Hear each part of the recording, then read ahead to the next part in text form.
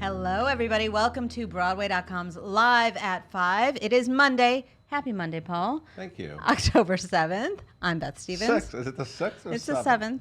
It's the 7th. I'm Paul Wontor. And we're here in the studio with Caitlin Moynihan. Caitlin, it's the 7th, correct? It's the 7th. Hello. Yes.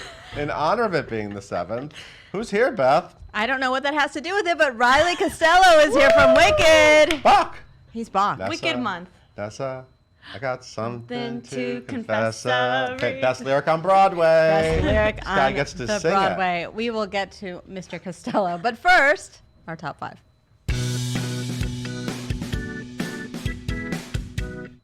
And today we got some casting for the upcoming Christmas Carol. Yes, so we knew that Christmas Carol was coming to Broadway, as it should every As year. it should, every year. In some form. A holiday favorite. It is a holiday favorite. Yeah, no, I don't know why I was thinking through that. Of course it is. Take your time, Paul. And we knew that Campbell Scott is playing Ebenezer Scrooge. Mm-hmm. And so I kind of thought, well, that's cool. We have Campbell Scott. Sure. And I don't know. I'm not really expecting any other fun star turns. But Boy, was I wrong. Yes, Two you of my were. favorite funny ladies and divas and everything are coming with it, playing ghosts. So LaShawn's, fantastic Tony winner, LaShawn's, who's recently seen playing Donna Summer on Broadway. She is the ghost of Christmas Present. Mm-hmm. So she's going to say what's wrong with what's happening right now.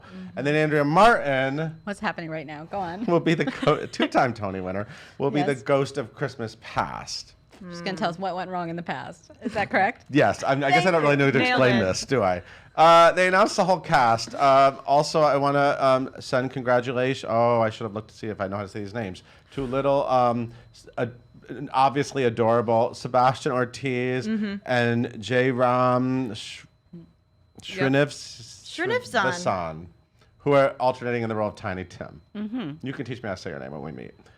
Anyway, Jack Thorne is adapting it, who also wrote Harry Potter and the Cursed Child, and Matthew Warchus is directing it. This was a production that was a big hit in London, right? And Sure then thing. They're bringing it here with all these fantastic people. We don't know who is a ghost of Christmas Future. That's a thing, right? Sure.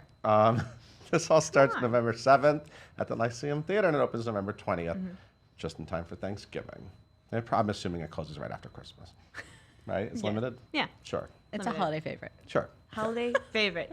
Yes, and this news is bringing a whole new meaning to the word theater. Okay, this is weird. Whoa. But let's dig into Well, it. Let's dig into it. These days, all kinds of things happen in Broadway theaters. Really? Well, Martin Scorsese's new film, The Irishman, it's a film. Now, movie theater chains around the country did not want to screen this because it's going to go on Netflix 3 weeks after. That was the Well, original it's turning reason. into because Netflix is producing these amazing, and this one is supposed to be really Yeah. incredible. This is Pacino and De Niro. I don't need to say the first names. yeah, And this Pesci. is, yeah. So, the Schubert organization has stepped up and offered a theater to this film, and it will play at the Belasco. I just have one question: popcorn? That's a good question. They are putting in special technical, they don't have a screen at the Belasco that I know of. Wait, that's what you wanted to say? A screen? Special It Dolby. won't just be a white sheet. It'll be a special. It's not going to be a white Special sheet. screen. Special screen, Popcorn? and that's a good question. I hope so. I will say that the Belasco Theater is 112 years Snow old, caps? and it has never been a movie theater. I looked that up for you. Fountain drinks, like big ones. Oh my God, are they gonna have? Is it gonna be like $30 sodas? I hope. I mean, the drinks started like $45 for like 2 sips of wine anyway. That's but we true. love Broadway. We love Broadway! Yay! It's worth it. It's totally worth it. So worth it. It will have. So this will play This from is November before 1st. it's on Netflix. November right? 1st through December 1st. It will play at the Belasco on an 8-week schedule, like a Broadway show. Really? Yep. I wonder how much it's gonna cost. Do we know? I don't have that number in front of me. Ahead of but it's going to be on Netflix on November 27th, just in time for the holidays. Holiday So there you go. season. Yeah, it's Okay. Oscar winners Robert De Niro, Al And just in Pacino, Joe time for a Pesci. Christmas Carol. It's about So anyway, there's lots to organized do this crime, holiday season. which is a weird topic for Martin Scorsese. There you go. There we go. Yes, and we got some news about this upcoming musical adaptation. So Tell there us was this more. movie called Sideways, which I guess was Sideways, Sideways. which I guess was based on a book, right? But I remember the movie. I remember the movie. Paul Giamatti was ridiculous. about wine. It's about getting drunk. It's about red wine and no Merlot. relationships, right? And wine country. Pinot Noir. Yes. And they're relationship. making a musical of it, which we've talked about before. And now we found out that 3-time Tony winner Kathleen Marshall will be directing and choreographing the in development stage adaptation. And they're saying it's based on the novel, which is by Rex Pickett. But the movie was very famous. And she's fantastic. She's done all kinds of great things. Will and they it's be about 2 serving red middle-aged wine? men reaching middle age with not much to show but disappointment. But it's fun and funny. Sounds And they drink a lot hilarious. of wine, and the wine helps. It's expected to make a world premiere at a regional theater in spring/summer of 2020. Red wine goes well with popcorn. Popcorn. How many times are you going to say the word popcorn A today? lot. A lot. Yes, and there is a little casting switcheroo for this upcoming world premiere. So we're talking about Greater Clements, which is at the Mitzi E. Newhouse Theater at Lincoln Center Theater. And Ken Narasaki is now joining the cast, which stars Judith Ivey, the fabulous Judith Ivey. He is replacing the previously announced James Saito, who has exited the production due to a scheduling conflict. This play begins on November 14th and will open on December 9th. What's it about, Beth? Oh, okay. All right. If you're going to ask me a question, I'm going to answer it. Yeah. I have to read it, though, because I didn't memorize that part. If the play follows Maggie, Okay. Judith Ivey, Uh-huh. she's always wonderful, as she prepares to close one of her town's last remaining businesses when a visitor, the new cast member Ken Narasaki, Okay. arrives on her doorstep and resurrects a long-buried hope and shame rooted in her family's past and the town's history. Are you in or are you in? Somebody in the family did something shady. Totally. Totally. Yes, and we already know what Jeff Daniels is going to be up to once he takes his last bow in To Kill a Mockingbird. Well, tonight he's up to starring in To Kill a Mockingbird. Okay, He's cool. Well, gonna- it's Monday. Okay, he might be doing it at home. He There- runs his lines.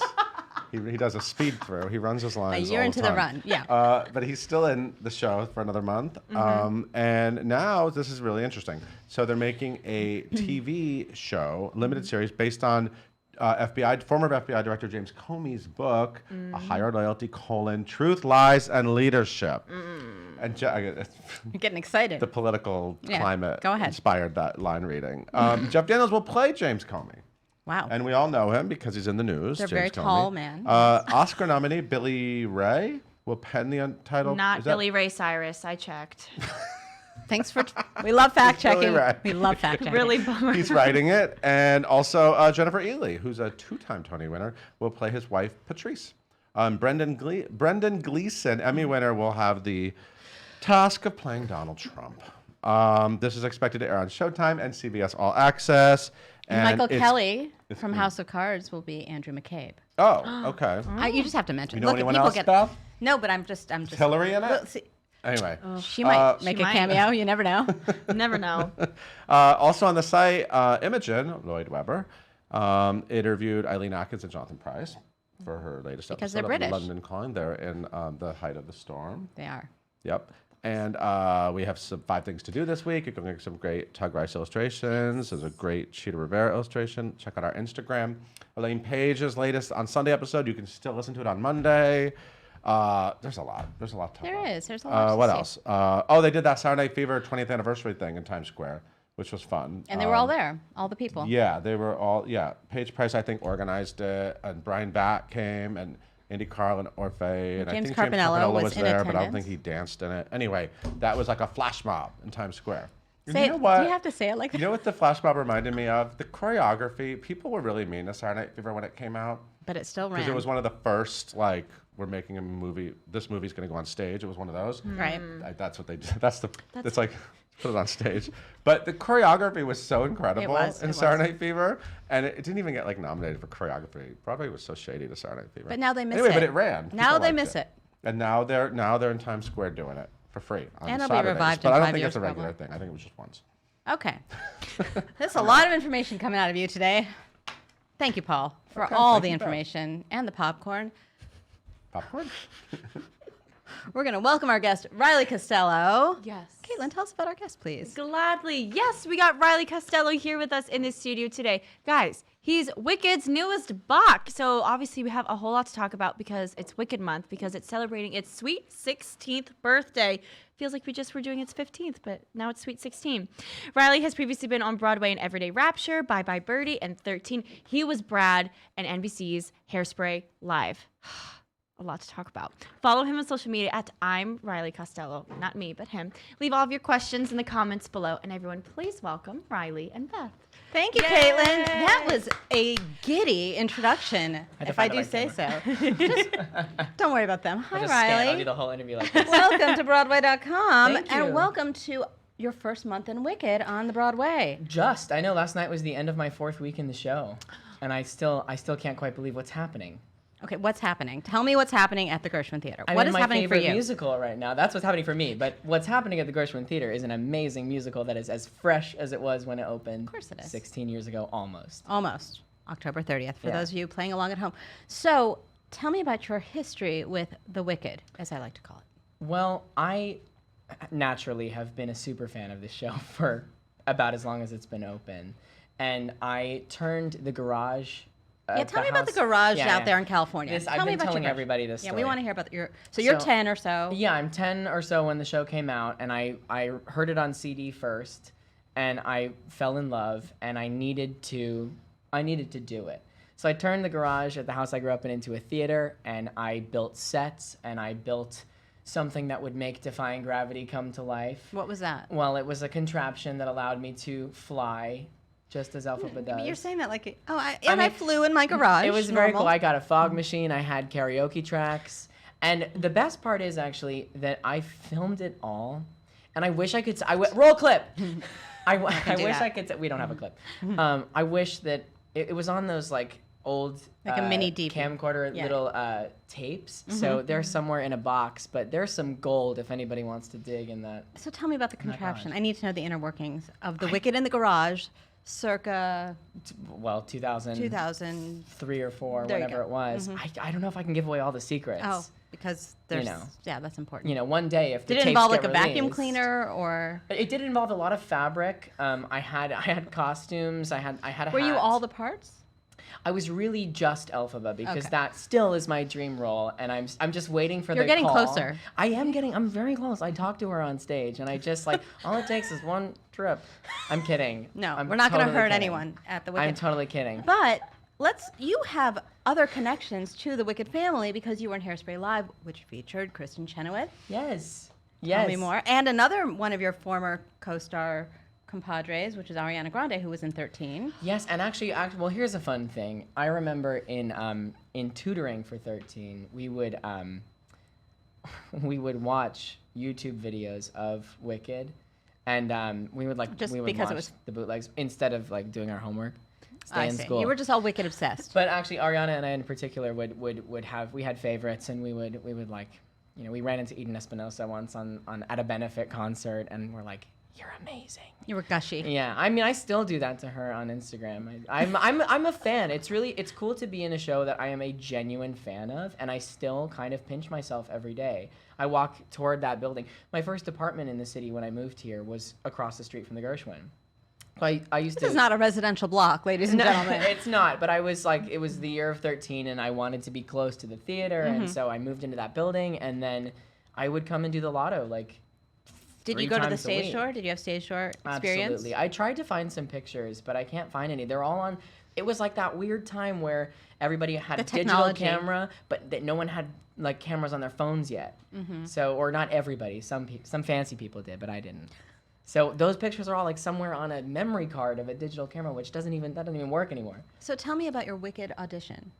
I auditioned in LA back in January. I have been going in for the show for a long time. I've known Craig Burns at Telsey for a very long time. Casting director? Yes, he's known me since I was probably about 14. Oh, you were a child So- star.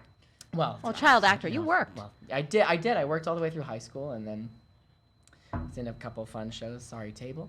So I go in for the show every year, and it kind of became like the annual checkup. Like you just go in, hey Craig, like hey everybody, hey to the team. And Always for Bach? Or did you go in for always Alphaba as for well? well, in my mind, I was Oh, yeah, auditioning for okay. that, but I'm still. I've sent them tapes. They just gave me this, so I see. I'll take what I can get. Not bad.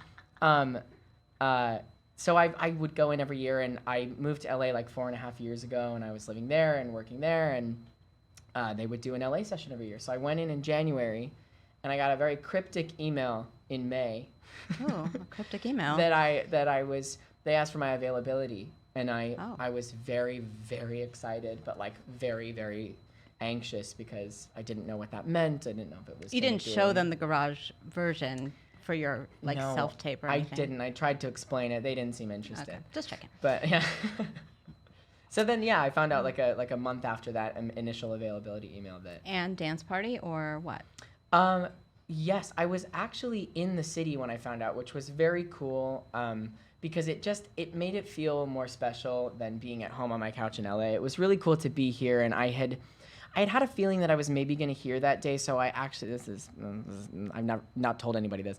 I walked to the Tell stage us. door at the Gershwin, and I walked through the breezeway, and I just kind of gave like a little, if this is meant to happen, like, just putting out all the good energy. And then the next day, I was walking with a really good friend of mine from high school, and my phone rang, and I was outside my favorite restaurant in Hell's Kitchen, Wow. and it was a lot of like homey feelings, and I got the call that I was going to do it, and I just. I feel like you're just covered in Oz dust right now. It feels that way. It really does. You can't shower it off. Now you have another connection to a Wicked family member, Okay. which is you made your Broadway debut on Everyday Rapture, and one of the Menonettes, those were the backup singers, was Lindsay Mendez, True. who was a former Elphaba. I'm just putting it all together. True, true, all true. the green Wicked. ribbons. Are just lining up. Amazing. That wasn't my debut, but it wasn't was. your debut? No, that was the third show I did. But, Oh, okay. Tell me the first one was 13. 13 was the first. Okay. Then Bye Bye Okay. Birdie, then Then you- Rapture. But both of the Menonettes, the backup singers, are Lindsay Mendez and Betsy Wolfe, who was just here a few days ago, Yes, right? she was, singing her I heart watched. I watched. I told you I'm a fan. But yeah, Lindsay, the 10th anniversary Elphaba. Correct. No small feat. No small voice. No. So since you have these connections, and you, of course, you were with Kristen Chenoweth in Hairspray Mm-hmm, Live. Did you get to gush at her at all? Of course. I mean, I Okay. didn't. I played it cool. I played Oh, it you cool. did. But I had met her. She came to see Bye Bye Birdie. She was friends with John Stamos, and she came back, and that was like I was 15. That was the day that I was like really excited to meet her. And then, oddly enough, we were like neighbors in the city. So I used to see her at like a restaurant nearby all the time, and then we worked together in Hairspray, and that was the best. By then, she'd seen my face enough to know who I was, and it was great. So she's the best. So what was it like for you the first time you stepped on the Gershwin stage and actually performed? Extremely out of body, because my overwhelming feeling that first show, because this is a massive show to get thrown into, and it's my first time I've always opened a show with the rest of the company. I've never done this before. So it was, for many reasons, a different kind of challenge, a different kind of process. But my overwhelming feeling that first night was, I just can't believe it worked, because it was so out of body that I kept thinking afterwards that I can't believe everything came out like it was supposed to, because I didn't feel like it was me doing it. I was like along for the ride in my own body, but it was amazing. And that feeling has not gone away, truly. I hope it doesn't, because this is my favorite musical, and I really, really wish I could tell the kid in the garage what was going to happen. It's insane. I really realize how lucky I am. This is astronomical. It is, and now that you're in the show and you get to be on the other side of the stage door, looking at all the super fans, what is that like for you? Amazing. And I tell them all, like, hey, you never know, It's cool. Because I'm such a fan of the show, the whole rehearsal process was sort of like, oh, that's how they do that.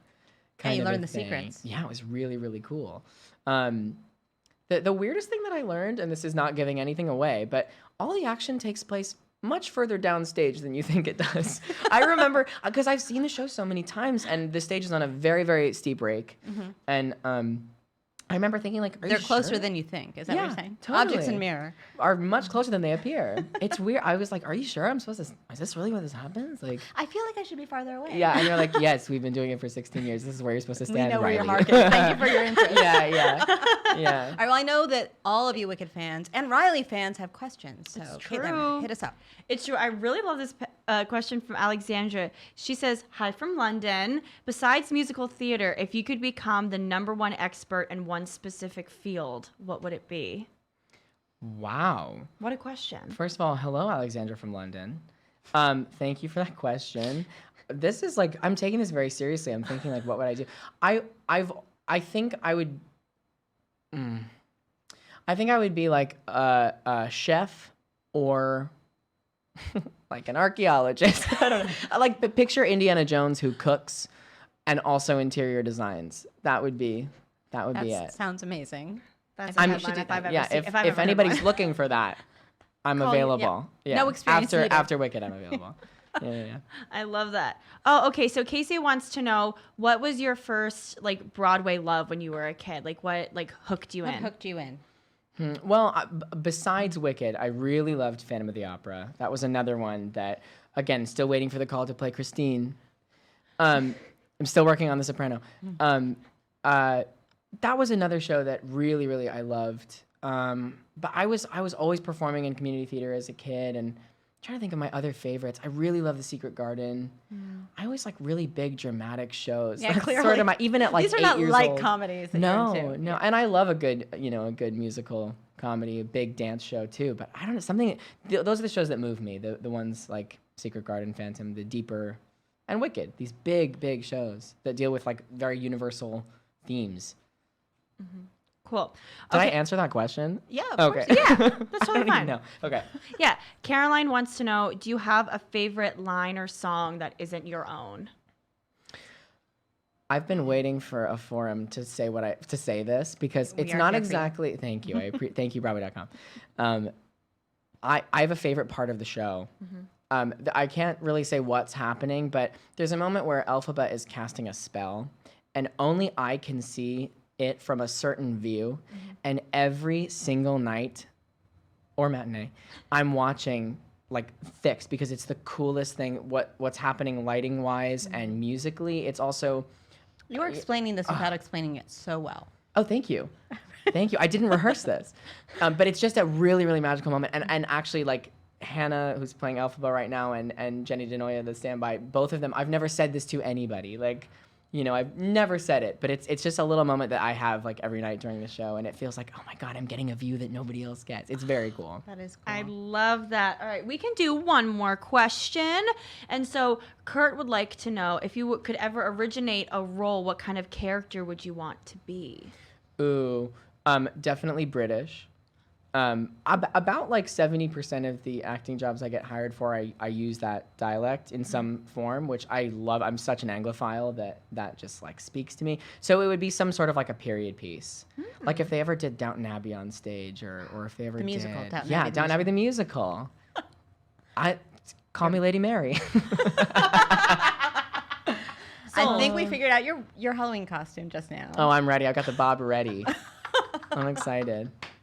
Riley, thank you for coming in. And we have to mention your dog, Ryder. Yes, Ryder the Island Dog. Thank you. We can talk about dogs. We all love the the time. dogs. We love the dogs. Yeah, go to my Is Instagram. Ryder a it's Wicked all- fan? He is. It's not just for humans, but don't bring your dog to the theater. But it's not just No. for humans. You can play the music for him. Yeah. Does he like to listen? He has no choice. So. Actually, I that's think really he's- funny because another question was, does your dog like Wicked? Well, there you I go. can feel it. That was I can feel it. that was the bonus. Thank you, Beth. Guys, I know you've seen Wicked. Go see it again so you can see this guy. Caitlin, will you take us on out? Yes. Thank you guys so much for tuning in today. We are live at 5 every single weekday here on Facebook. You can listen to us wherever you get your podcast by searching for hashtag live at 5 and hitting that subscribe button. Be sure to tune in tomorrow and talk to St. Ovid from Ain't Too Proud.